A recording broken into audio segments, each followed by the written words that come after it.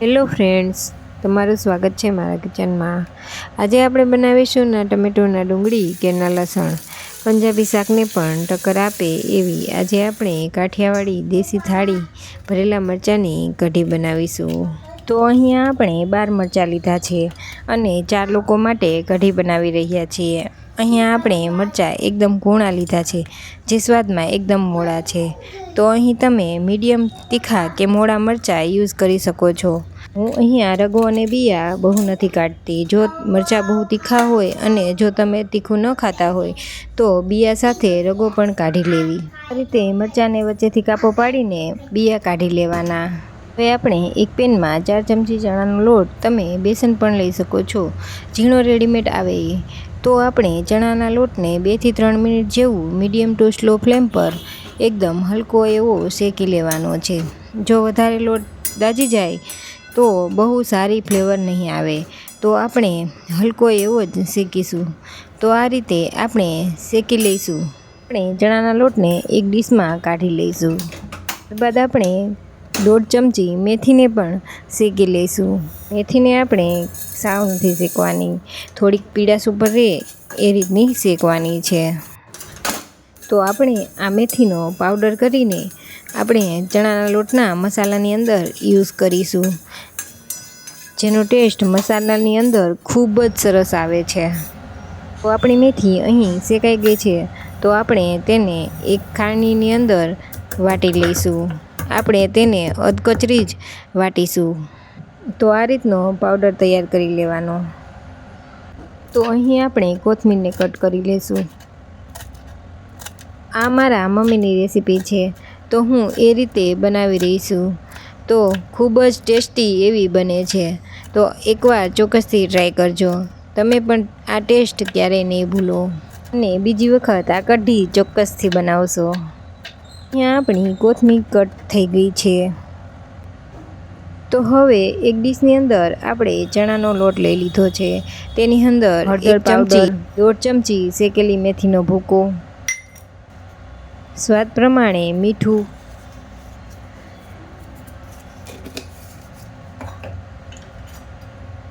અને આપણે મસાલાની અંદર કોથમીરનું પ્રમાણ થોડુંક વધારે જ રાખીશું। એનો ટેસ્ટ ભરેલા મરચાંની અંદર ખૂબ જ સરસ આવે છે। તો આપણે બધી વસ્તુને મિક્સ કરી લઈશું। જરૂર પ્રમાણે તેલ એડ કરીશું અને ત્યારબાદ સ્વાદ અનુસાર લીંબુ એડ કરીશું। જો તમે ખાટું ખાતા હોય તો એડ કરી શકો છો અથવા તો સ્કીપ કરી શકો છો। લીંબુનો ટેસ્ટ પણ મરચાંની અંદર ખૂબ જ સારો આવે છે। તો આપણે મસાલાને સારી રીતે મિક્સ કરી લઈશું અને આ રીતનો તૈયાર કરી લઈશું। જો આપને તેલનું પ્રમાણ ઓછું લાગે તો આપ નાખી શકો છો। અહીંયા હું વરિયાળી નાખતા મસાલામાં ભૂલી ગઈ હતી, તો મેં પાછળથી ખાંડી લીધી છે અને 1.5 ચમચી એડ કરી દીધી છે। આપણે હલકી એવી ખાંડીને લીધી છે। વરિયાળીનો ટેસ્ટ પણ મસાલાની અંદર ખૂબ જ સરસ આવે છે। તો આ બધી વસ્તુઓ ચોક્કસથી એડ કરજો। આપણે આ રીતનો મસાલો તૈયાર કરી લીધો છે। તો હવે આપણે મરચાંની અંદર મસાલો ભરી લઈશું। તો આ રીતે મસાલો ભરી લેવાનો છે। તમે મરચાંની અંદર મસાલાનું પ્રમાણ ઓછું વધારે લઈ શકો છો। તો મને કઢીની અંદર મસાલાનો ટેસ્ટ વધારે જ પસંદ હોવાથી મેં અહીં મસાલો વધારે જ ભર્યો છે। અહીંયા આપણે મીડિયમ સાઇઝના જ મરચાં લેવાના છે। તો આ રીતે આપણે બધા મરચાં ભરી લઈશું।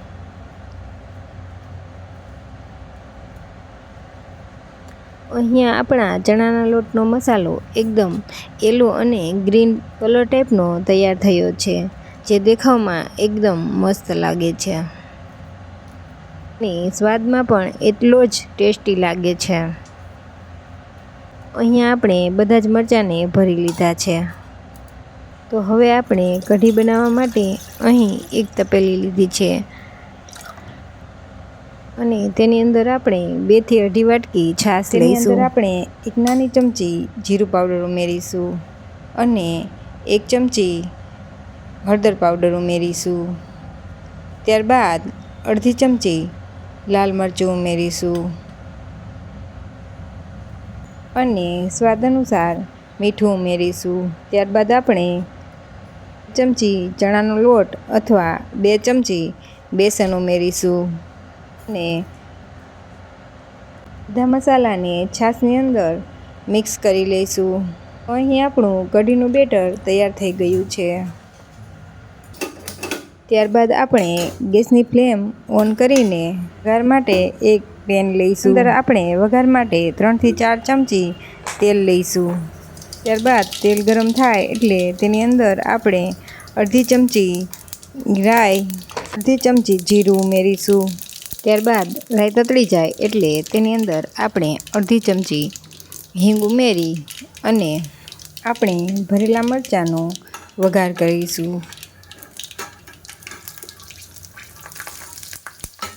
વઘાર કર્યા બાદ આપણે મરચાંને તેલની અંદર સરસ રીતે સાંતળી લઈશું।